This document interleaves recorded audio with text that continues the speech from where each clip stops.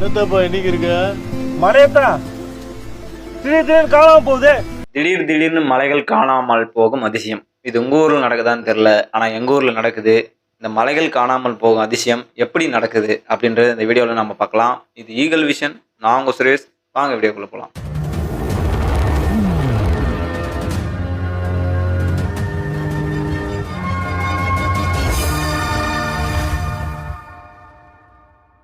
நம்ம ஸ்கூல்ல படிக்கும்போது மரம் வளர்ப்போம், மழை பெறுவோம், மரம் வெட்டுவது தவறு, மரம் நமக்கு வரம் அப்படின்லாம் நம்ம படிச்சிருப்போம். ஏன் லாரி பின்னால கூட மரம் வளர்ப்போம், மழை பெறுவோம் அப்படின்னு சொல்லி கூட எழுதியிருப்பாங்க. நம்ம மரம்னு சொல்லிட்டு இருக்க இதே நேரத்துல தான் இந்த மரங்களை வளர்க்கிற மலைகளை பத்தி நம்ம மறந்துட்டோம். நம்ம எவ்வளவுதான் மரங்களை நம்ம நட்டு வளர்த்தாலும் மலைக்காடுகள் இயற்கையா வளர்ற மரங்களுக்கு வந்து ஈடு ஆகாது. ஏன்னா நம்ம ஒரு குறிப்பிட்ட மரத்தை மட்டும்தான் நட்டு வளர்க்க முடியும் நம்மளால. ஆனா மலைக்காடுகள் இயற்கையா வளர்ற மரங்கள்ல வந்து பல வகையான மரங்கள், செடிகள், கொடிகள் அப்படின்ட்டு பல வகையா வளரும். அது வந்து இயற்கையோட சமநிலை. அதுதான் இயற்கையோட ஒத்து போகும். ஒரு மரத்தை நம்ம இப்போ வெட்டினா கூட மீண்டும் அதே இடத்துல இன்னொரு மரத்தை நம்மளால நட்டு வளர்க்க முடியும். ஆனா நம்மளால மீண்டும் உருவாக்க முடியாத மலைகளை வெட்டி காலி பண்ணிட்டா அது எப்படி திரும்ப வரும்? நம்ம தேவைக்கு கூட இல்ல. நம்மளோட ஆடம்பரத்துக்காக மலைகளை வெட்டி கிரானைட்டாவும், எம்சாண்டாவும் நம்ம யூஸ் பண்றோம். கேட்கறதுக்கு ஆள் இல்லைன்றதுனால நம்ம அட்டூழியம் பண்ணிட்டு இருக்கோம். இது இப்படியே போனா நம்மளோட வருங்கால சந்ததிக்கு பழைய படங்களையும் போட்டோவும் காட்டி மலை இதுதான் மலைனா இப்படிதான் இருக்கும் அப்படின்னு சொல்லி தான் ஸ்கூல்ல பாடம் எடுக்க முடியும்.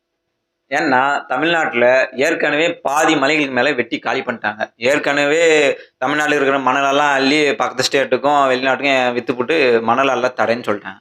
மணல் அள்ள தடைன்னா அப்புறம் எப்படி வீடு கட்டுறது, பில்டிங் கட்டுறதுன்னா யோசிச்சு பார்த்தாங்க. மணல் அள்ள தானே தடை, மலைகளை வெட்ட தடை இல்லையே அப்படின்னு சொல்லிட்டு இருக்கிற மலையெல்லாம் வெட்டி அரைச்சி எம்சண்டா யூஸ் பண்ணிட்டாங்க. யார் எப்படி போனா என்ன, இயற்கை வளம் என்ன ஆனா என்ன அப்படின்ட்டு தனி முதலாளிகளும் ஆட்சி அதிகாரத்தில் இருக்கிறவங்களும் பணம் வந்தால் போதும் அப்படின்னு இருக்காங்க. எனக்கு தெரிஞ்சு தமிழ்நாட்டில் தருமபுரி, கிருஷ்ணகிரி, சேலம், திருவண்ணாமலை, கன்னியாகுமரி இந்த மாதிரியான மாவட்டங்களில் வந்து மலைகளை அதிக அளவில் வெட்டி காலி பண்ணிட்டு இருக்காங்க. வேறு எந்தெந்த ஊர்லலாம் மலைகளை வெட்டுறாங்கன்னு தெரிஞ்சவங்க இருந்தால் கீழே கமெண்ட் பண்ணுங்கள். நம்ம கிருஷ்ணகிரிலேருந்து பெங்களூர் போகிற ஹைவேல எத்தனை கிரானைட் கம்பெனி இருக்குது அப்படின்னு பார்த்தாலே உங்களுக்கே கண்டிப்பாக புரியும். நம்ம வெட்டுற கிரானைட் எல்லாம் நம்மளே யூஸ் பண்ணுறோம்னா இல்லை, அப்படி கிடையாது. நிறைய வந்து எக்ஸ்போர்ட் பண்ணுறாங்க. ஏற்கனவே மணலை முடிச்சிட்டாங்க. இப்போ வந்து மலைகள் இதெல்லாம் நம்மளுக்கு வந்து கண்டுக்கிறதுக்கு நேரமோ இதை பற்றி நம்ம யோசிக்கிறதோ இல்லை. உலக அளவில் பெஸ்ட்டான கிரானைட் எந்தெந்த நாடு வச்சிங்கன்னா இத்தாலி, சைனா, இந்தியா, அப்புறம் பிரேசில்.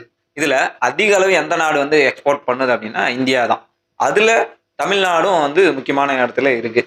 இதனால் இந்தியா நாட்டுக்கு மட்டுமே ஒவ்வொரு வருஷமும் பலாயிரம் கோடிக்கணக்கான ரூபாய் வந்து ப்ராஃபிட் கிடைக்குது. பரவாயில்லையே, நாட்டுக்கு இதனால் நிறைய வருமானம் கிடைக்குது. மலைகள்லாம் இருந்து சும்மா தான் இருக்குது, இது என்ன வருங்கால சந்ததிக்கு காட்டுறது மட்டும் தான் யூஸ் ஆகுது அப்படின்னு நினச்சிங்கன்னா அது ரொம்ப தப்பு. மழை பொழிய மரங்கள் எப்படி முக்கியமோ அதே மாதிரி மலைகளும் முக்கியம். மழை எப்படி வருது?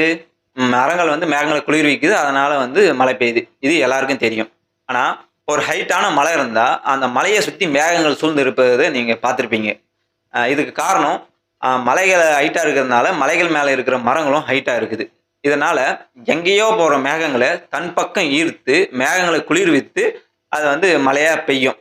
இந்த மலைக்காடுகள் மீது பெய்கிற மழை வந்து பாறைகள் மீதோ மரங்கள் மீதோ விழுந்து அப்படியே தரையை வந்துடும். மலையோட தரைகளை வந்து அடியும். இப்போ அந்த மலை மீது இருக்கிற நீரெல்லாம், மழை நீரெல்லாம் வந்து ஒரே அடியாக கீழே வந்து தரை மட்டத்தை அடியாமல் மெதுவாக வந்து தரையை வந்து அடியும். அதாவது ஒரு ஸ்பாஞ்சு மாதிரி செயல்பட்டு மழை நீரெல்லாம் தனக்குள்ளே தக்க வச்சுக்கின்னு மெதுவாக கொஞ்சமாக ரிலீஸ் பண்ணும். இப்படி பண்ணுறதால மலையோட அடிவாரத்தில் ஒரு சிறு நீரோடை உருவாகும். இந்த நீரோடைகள்லாம் ஒன்றா சேர்ந்து பெரிய நதிகளாக உருவாகும். உதாரணத்துக்கு பார்த்தீங்கன்னா நம்ம கங்கை நதி இமயமலையிலேருந்து, காவிரி நதி வந்து குடகு மலையிலேருந்து காவிரி நதி இப்படி உருவாகுது.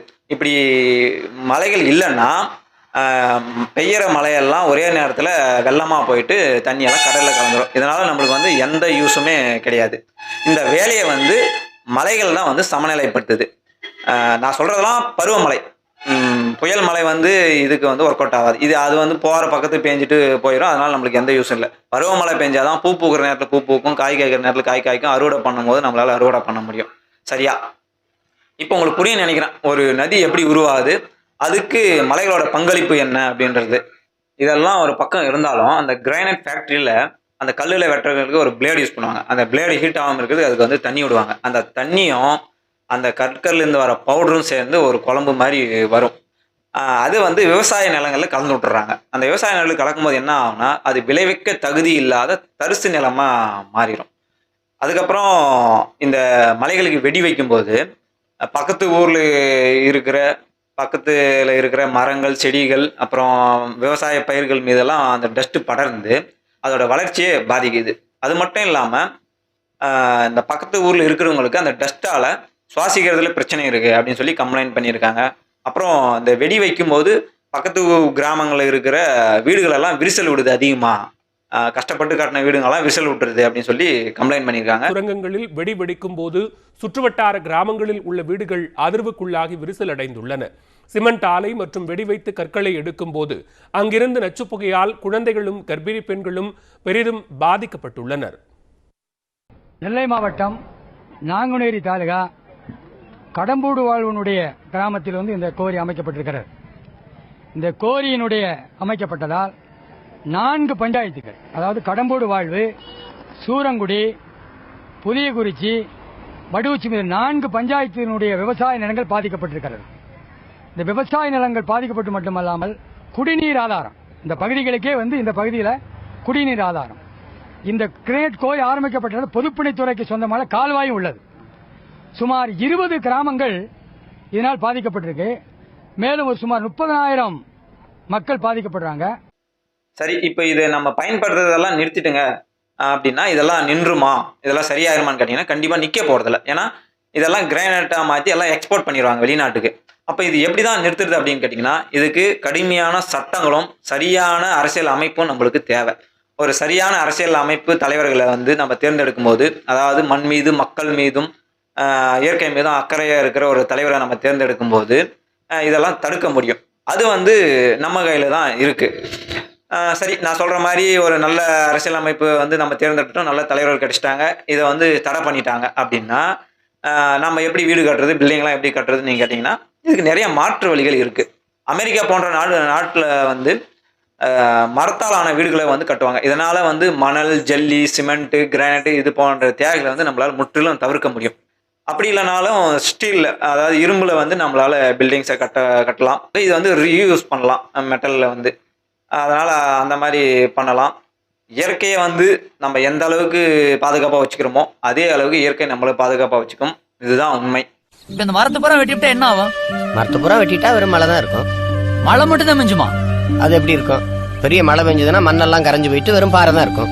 அப்ப நமக்கு பாறை மட்டும் தான் மிஞ்சும். அதான் வெடி வச்சு தகர்த்து கிரானைட்னு வெளிநாட்டுக்கு ஏற்றுமதி செய்யறோம்ல, கல்குவாரி கேள்விப்பட்டதுல நீ? அப்ப தரையாவது மிஞ்சுமா? அதான் பிளாட் போட்டு வித்துறாங்கல்ல, அப்புறம் எப்படி தர மிஞ்சும்? அடா பாவீங்களா? டேய், மலை முழுங்கி மகாதேவங்கள புராணத்துல படிச்சிருப்ப. போறாங்க பாரு, இவங்க தாண்டா உண்மையான மலை முழுங்கி மகாதேவங்க. இந்த வீடியோவில் சீமான் சொன்ன மாதிரி நம்மளால உருவாக்க முடியாத ஒன்று நமக்கு அழிக்கிறதுக்கு யார் உரிமை கொடுத்தது? நம்ம இப்போவே விழிச்சுக்கணும். ஏன்னா ஏற்கனவே கையை மீறி போயிடுச்சு.